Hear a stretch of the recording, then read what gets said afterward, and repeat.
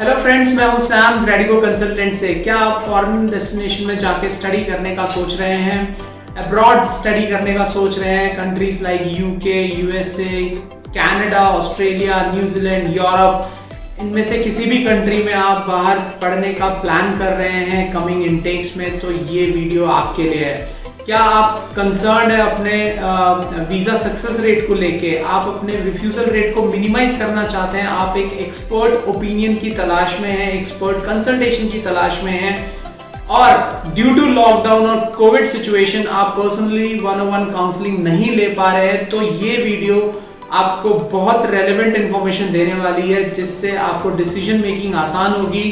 कुछ बहुत important tips हैं मेरे 14 ईयर्स के एक्सपीरियंस में, एक वीज़ा सक्सेस रेट को ध्यान में रख के कैसे हम एक केस प्रोसेस करते हैं।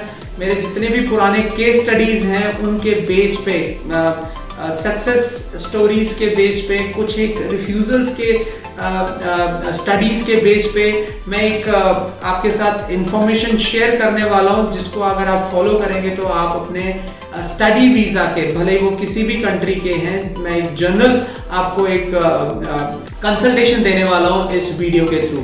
सो प्लीज़ बने रहिएगा इस वीडियो को टिल एंड तक, और अगर अच्छी लगे इन्फॉर्मेशन तो इसको शेयर भी कर दीजिएगा और हमारे चैनल को सब्सक्राइब कर लीजिएगा। मैं एक टर्म यूज करने वाला हूं जिसका नाम है वीज़ा सेंट्रिक काउंसलिंग।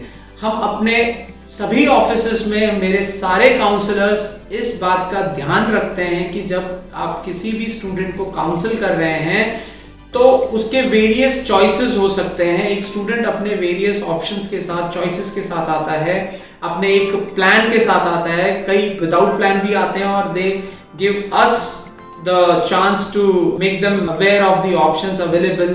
उनकी काउंसलिंग करते हैं, उनको ऑप्शंस बताए जाते हैं। बट कई स्टूडेंट्स खुद की प्लानिंग के साथ आते हैं, कई पेरेंट्स खुद की प्लानिंग के साथ आते हैं और हमारे साथ आके डिस्कस करते हैं अपने ऑप्शंस। बट हमारा फर्ज होता है कि हम उनको काउंसिल इस तरीके से करें, काउंसलिंग उनकी इस तरीके से करें, उनको गाइड इस तरीके से करें कि at the end of the day visa success rate hamper ना हो।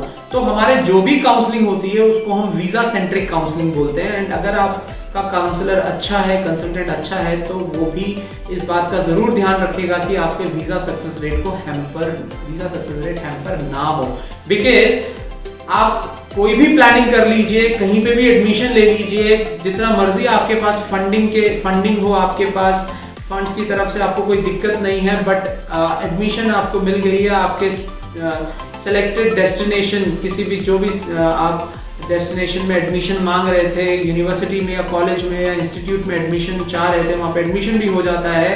But at the end of the day जाके वीज़ा प्रोसेसिंग होने के बाद वीज़ा रिफ्यूज अगर हो जाता है तो इससे बड़ी दुख की खबर नहीं हो सकती for a student who wants to pursue studies abroad.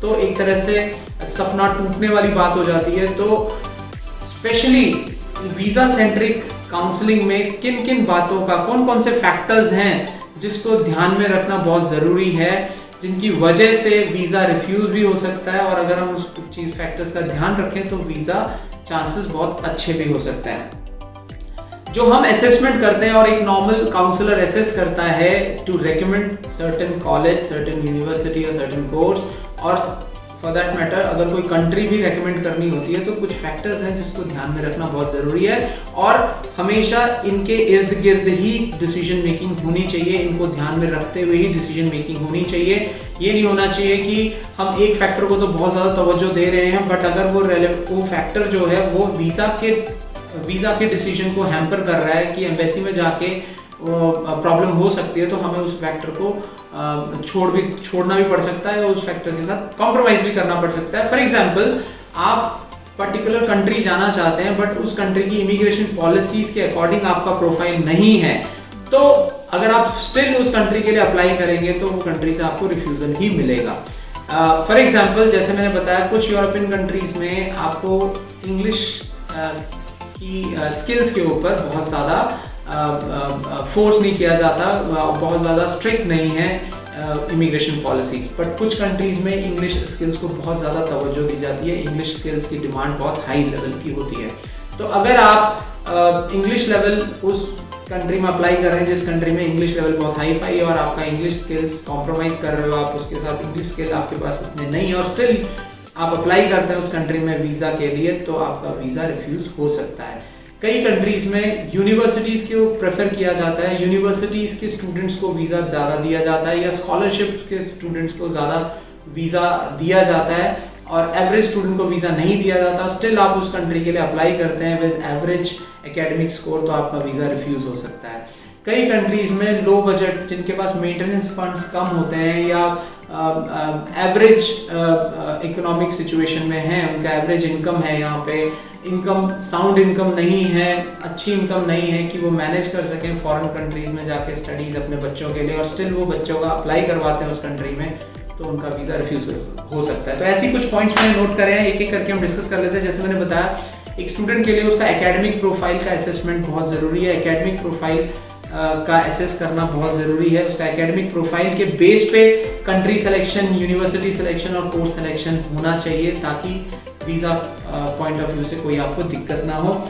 IELTS score जो आपके इंग्लिश का लेवल होता है वो चेक होता है with various English language assessment system जो बने हुए हैं, टेस्टिंग सिस्टम बने हुए हैं, जिसमें एक आईएलटीएस है, टोफल है, पीटी है। ये कुछ प्रोग्राम्स हैं जिनको आपको करना पड़ता है, एग्जाम्स हैं जिनको आपको अपीयर करना पड़ता है to show up your skills, की बताने के लिए कि आपका इंग्लिश स्किल्स किस लेवल का है। तो आपका आईएलटीएस स्कोर भी मैटर करता है अगर आप किसी इंग्लिश स्पीकिंग कंट्री में पढ़ने जाना चाहते हैं, like UK, Canada, Australia, New Zealand और कुछ एक यूरोपियन कंट्रीज में। तो आईएलटीएस स्कोर मैटर्स। तो आईएलटीएस स्कोर के बेस पे भी आपको अपना choice of country, choice of university, choice of college, choice of course करना पड़ सकता है, एंड जिस बेस पे आपका वीज़ा हैम्पर हो सकता है। तो एक अच्छा कंसल्टेंट आपके आईएलटीएस स्कोर के बेस पे भी आपको सजेशन दे सकता है ताकि आपका वीज़ा हैम्पर ना हो। Same goes with policies of foreign countries, immigration policies बोल देते हैं। कई कंट्रीज इमिग्रेशन पॉलिसीज को लेके बहुत एक्सेप्टेंस दिखाती हैं कि उनको माइग्रेंट्स चाहिए होते हैं। लाइक अगर मैं बात करूँ कनाडा और ऑस्ट्रेलिया की, they are migrant friendly countries, like they need skilled migrants, their economy depend on student migrants, like उनको student migrants की वजह से उनके economy को boost मिलता है, तो उनके लिए foreign students is a big source of revenue। तो उनके जो पॉलिसीज़ हैं स्टूडेंट्स को लेके बहुत फेवरेबल कह सकते हो आप, स्टूडेंट फेवरेबल पॉलिसीज़ हैं।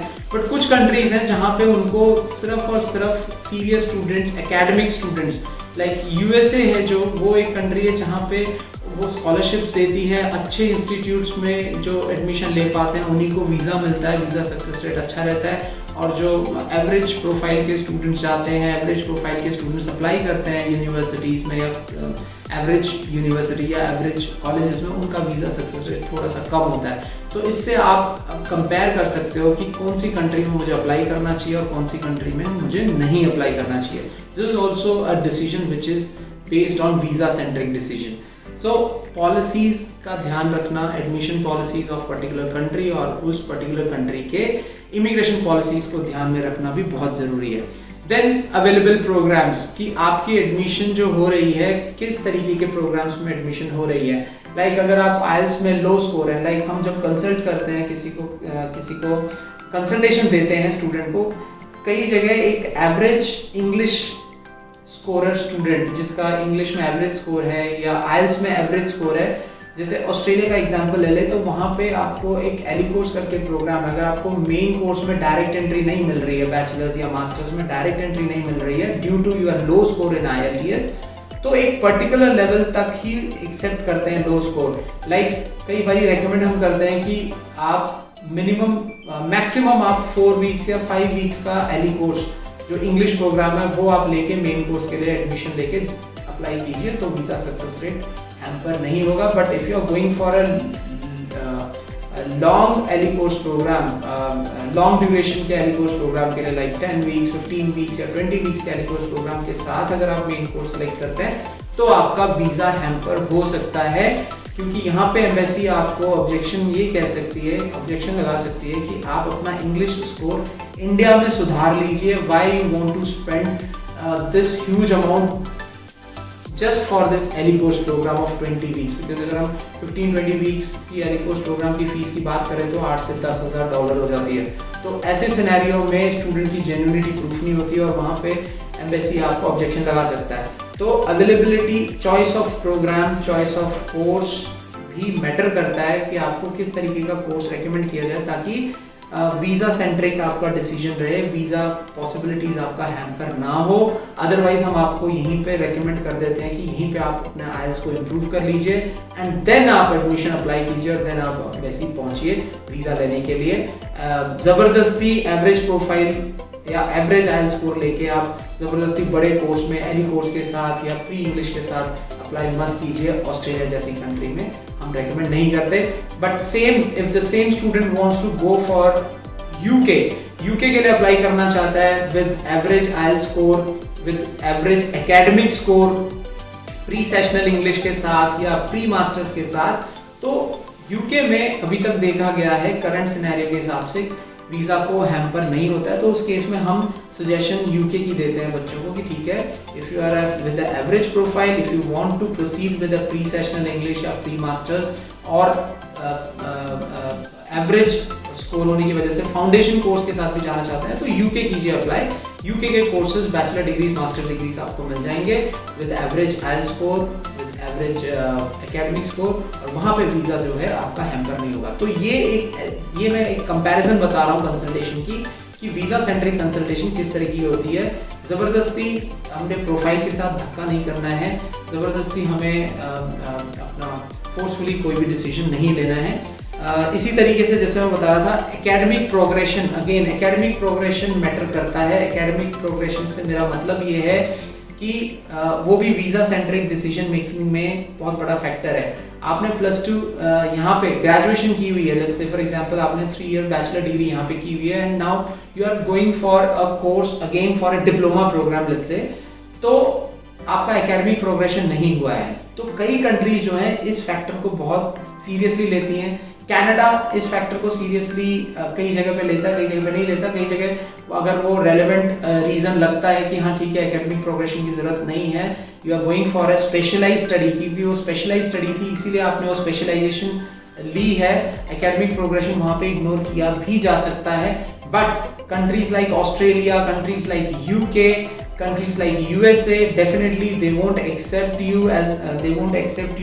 or they will consider you as a non-serious student if you are not going for academic progression। अगर आप academic progression नहीं करते हैं, like बैचलर डिग्री के बाद मास्टर डिग्री, +2 यहाँ पे इंडिया में करने के बाद बैचलर डिग्री, तो इसे बोलते हैं academic progression। तो academic progression अगर आप नहीं दिखाते हैं चॉइस ऑफ कोर्स में, तो डेफिनेटली उसके बेस पे भी वीज़ा हैम्पर हो सकता है। कई कंट्रीज बहुत पर्टिकुलर है इस चीज़ को लेके। उसके बाद रेलेवेंट कोर्स भी आपने सुना होगा। लाइक अगर आप आईटी के स्टूडेंट हैं और अगेन आप रेलेवेंट आईटी की ही कोई स्पेशलाइजेशन लेते हैं, तो उसे हम रेलेवेंसी बोलते हैं।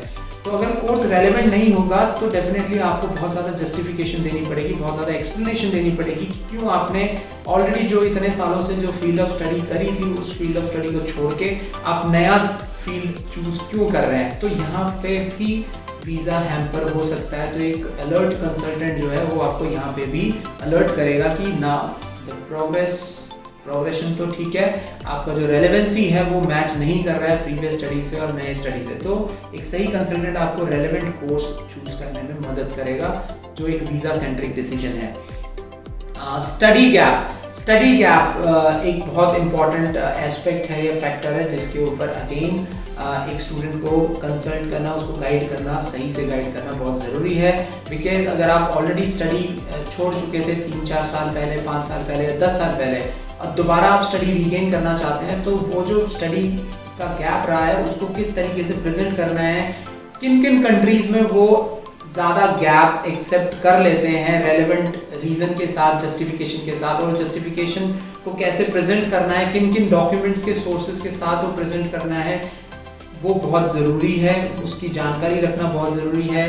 किन किन कंट्रीज़ में वो एक्सेप्ट कर लेते हैं उस चीज़ों को। कई कंट्रीज़ बहुत स्ट्रिक्ट होती हैं for with their student profile, they want कि कॉन्टिन्यूइंग स्टूडेंट ही हमें चाहिए। लाइक से फॉर एग्जांपल ऑस्ट्रेलिया की बात करें अगर, तो +2 के स्टूडेंट जो है वहाँ की यूनिवर्सिटीज़ जो हैं +2 के बाद जो बैचलर डिग्री ऑफर करती हैं वो बैचलर डिग्री उन्हीं स्टूडेंट्स को ऑफर करती हैं जिन्होंने लास्ट ईयर अपनी +2 स्टडीज़ कंप्लीट करी हैं या करंट ईयर अपनी +2 स्टडीज़ कंप्लीट करी हैं, उन्हीं को बैचलर डिग्री ऑफर होती है और उन्हीं का वीज़ा सक्सेस रेट अच्छा रहता है। अगर आपका +2 के बाद स्टडी गैप ज़्यादा है and you want to apply for Australia, you may end up with a trouble, you may end up with a refusal. और ये एक बहुत बड़ा फैक्टर है गैप जस्टिफिकेशंस, और तो ये भी एक फैक्टर है वीज़ा सेंट्रिक डिसीजंस के लिए कि आपका वीज़ा, क्या आप जिस कंट्री में ये गैप के साथ अप्लाई कर रहे हैं वहाँ पे वीज़ा सक्सेस रेट है या नहीं है, ये आपको सही कंसल्टेंट गाइड कर पाएगा। इसके बाद आ जाते हैं हम फंड अवेलेबिलिटी। आपके पास फंड्स कितने अवेलेबल हैं, जिस कोर्स के लिए आप जा रहे हैं क्या आप उसको प्रॉपर आपके पेरेंट्स या आपके इमीडिएट स्पॉन्सर उसकी फंडिंग कर सकते हैं। Entire tuition fees, entire living expenses, पूरे ड्यूरेशन के दौरान आपकी ट्यूशन फीसेस वो अफोर्ड कर सकते हैं नहीं कर सकते। इसकी प्रेजेंटेशन रिप्रेजेंटेशन भी बहुत ज़रूरी है। कई कंट्रीज बहुत पर्टिकुलर है कि 3 साल के फंड्स हमें दिखाने हैं आपने कि आपके पास या आपके पेरेंट्स के पास हैं या आपको बैंक से लोन उसके बाद मिला हुआ है कि नहीं मिला हुआ। कई कंट्रीज जो है सिर्फ 1 साल का लिविंग एक्सपेंसेस के साथ एक्सेप्ट कर लेती हैं, क्योंकि कई स्टूडेंट्स पेरेंट्स के पास 1 साल का लिविंग एक्सपेंसेस और 1 साल का ट्यूशन फीस शो करने के लिए होता है। रेस्ट उनके जो रनिंग एक्सपेंडिचर्स के बाद जो उनके इनकम चल रही है उसके बेस पे वो मैनेज करना होता है उन्होंने, और उनके पास खड़ा पैसा या एट द करंट मोमेंट अकाउंटों में पैसे एम्बेसी को शो करने के लिए नहीं होते, तो उनको उस तरीके से गाइड करना पड़ता है। वीज़ा सेंट्रिक गाइडेंस, अगेन वो बता रहा हूँ कि पहले फंड्स की असेसमेंट की जाती है, पूछा जाता है, एक सही कंसल्टेंट स्टूडेंट को पूछता है कि what are the various sources of your funds, कहाँ से आप अपने फंड्स अरेंज करने वाले हैं for this to afford this study in particular country, और अकॉर्डिंगली आपको कंट्रीज सजेस्ट की जाती हैं, अकॉर्डिंगली आपको यूनिवर्सिटी, कॉलेजेस, कोर्स और उसकी फीसेस सजेस्ट की जाती हैं ताकि आप डिसीजन ले सको और सक्सेसफुली वीज़ा सिक्योर कर सको उस कंट्री का।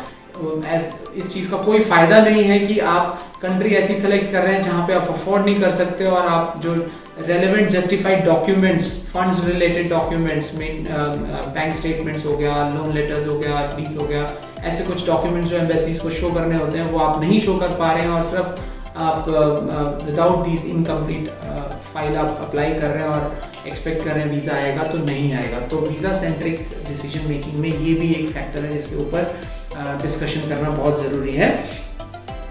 देन उसके बाद आ जाते हैं कुछ justifications related to intention of the student.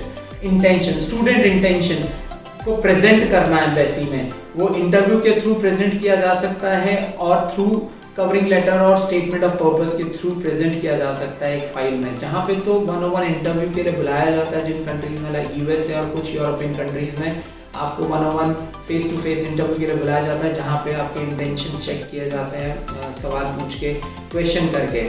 कई जगहों पे आपको एसओपी, स्टेटमेंट ऑफ पर्पस के थ्रू बताना पड़ता है कि मैं एक जेन्युइन स्टूडेंट हूँ और मेरे इंटेंशन बहुत क्लियर हैं, और उन इंटेंशन को आप किस तरीके से प्रेजेंट कर रहे हैं वहाँ पे भी एक कंसल्टेंट की कंसल्टेशन बहुत काम आती है। वीज़ा सेंट्रिक कंसल्टेशन दी जानी चाहिए ताकि कुछ एक अगर आपके वीक पॉइंट्स हैं तो उसको भी पॉजिटिवली आप कैसे प्रेजेंट करो एक एसओपी में और स्टेटमेंट ऑफ पर्पस में, या इंटरव्यू के दौरान भी आपको गाइड किया जा सकता है, क्योंकि ज़रूरी नहीं कि हर स्टूडेंट का अगर 5 स्टैंडर्ड बेंचमार्क है वीज़ा के तो पाँचों के पाँचों वो फुलफिल कर रहा हो, कोई एक वीक पॉइंट रह जाता है तो उस वीक पॉइंट को कैसे जस्टिफाई करना है, ये एक बहुत ज़रूरी एस्पेक्ट है। जैसे कि मैं बता रहा था कि जस्टिफाइड इंटेंशन, ट्रू इंटेंशन बताना बहुत ज़रूरी है, शेयर करना बहुत ज़रूरी है, एम्बेसी को जस्टिफाई करना बहुत ज़रूरी है ताकि एम्बेसी कन्विंस हो कि जो स्टूडेंट हमारी कंट्री में आ रहा है ये एक जेन्युइन इंटरनेशनल स्टूडेंट है, स्टडी पर्पस के लिए आ रहा है और किसी और काम के लिए नहीं आ रहा है। और कई कंट्रीज तो ये भी जानना चाहती हैं कि आप एक स्टडी के लिए आ रहे हो और स्टडी कंप्लीट करके वापस चले जाओगे, you are not coming here for work, full time work और टू सेटल डाउन है, या सेटलमेंट के प्लान से नहीं आ रहे हैं, ये आपको उनको जस्टिफाई करना पड़ता है। लाइक ऑस्ट्रेलिया की बात करें, वहाँ पे एक जेन्युइन टेम्पररी एंट्रेंट का एक क्राइटेरिया रखा जाता है, जैसे नाम में ही जेन्युइन टेम्पररी एंट्रेंट बोला गया है, तो आपको ये जस्टिफाई करना होता है कि मैं एक टेम्पररी एंट्रेंट हूँ मैं स्टडी वीज़ा के लिए आ रहा हूँ, मेरा जेन्युइन इंटेंशन है स्टडी करना, स्टडी करके कंप्लीट करके वापस अपनी कंट्री वापस चले जाना।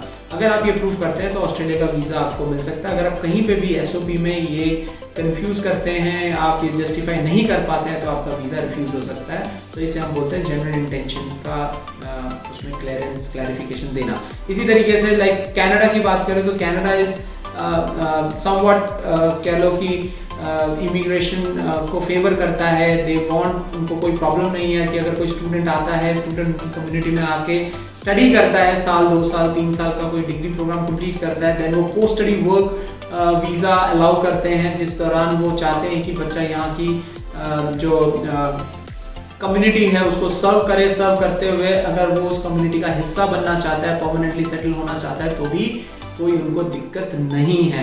तो ये कुछ हिंट, ये कहीं लिखा नहीं मिलेगा, बट जिस तरीके से वो अपना इमिग्रेशन पॉलिसी ड्राफ्ट करते हैं और जिस तरीके से वो स्टूडेंट नंबर्स को एंटरटेन करते हैं, हर साल नंबर ऑफ स्टूडेंट्स को एंटरटेन करते हैं, इससे हमें एक आइडिया मिलता है कि they are immigrant favourites. Same goes अभी यूके में कुछ रीसेंट डेवलपमेंट्स हुई हैं। अगेन यूके भी पॉइंट बेस्ड सिस्टम लेके आ रहा है फॉर स्पेशलाइज्ड माइग्रेंट्स, या हम बोले स्किल्ड बेस्ड माइग्रेंट्स के लिए।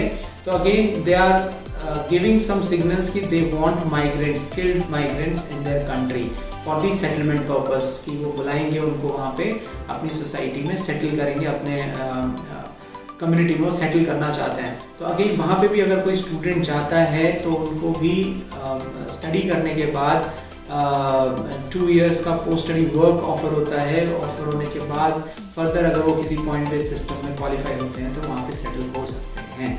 तो ये तो बात थी इंटेंशंस की। तो ये सारे पॉइंट्स हैं जो एक वीज़ा सेंट्रिक डिसीजन मेकिंग के लिए ज़रूरी है एक कंसल्टेंट को, बच्चे को कंसल्टेशन देनी।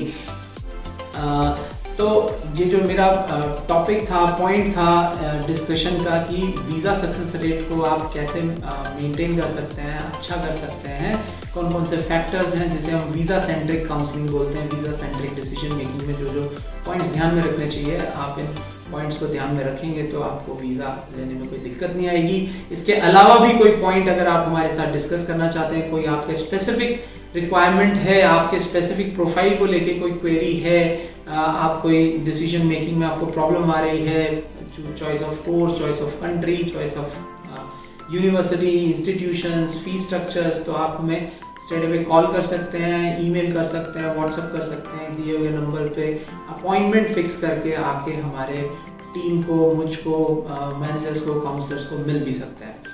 तो ये तो थी information about visa centric counselling, कैसे आप अपने वीज़ा सक्सेस रेट को अच्छा कर सकते हैं, बढ़ा सकते हैं, रिफ्यूज़ल को मिनिमाइज कर सकते हैं अपने वीज़ा प्रोसेस में। तो इसी तरीके की और भी इंफॉर्मेशन के साथ अगले एपिसोड्स पे, अगले टॉपिक्स के साथ मैं आपको मिलता रहूँगा। तब तक रिक्वेस्ट करूँगा कि आप इस वीडियो को ज़्यादा से ज़्यादा शेयर कर लीजिए और हमारे चैनल को सब्सक्राइब कर लीजिए ताकि आप तक इन्फॉर्मेशन ऐसे ही पहुँचती रहे। So thank you very much.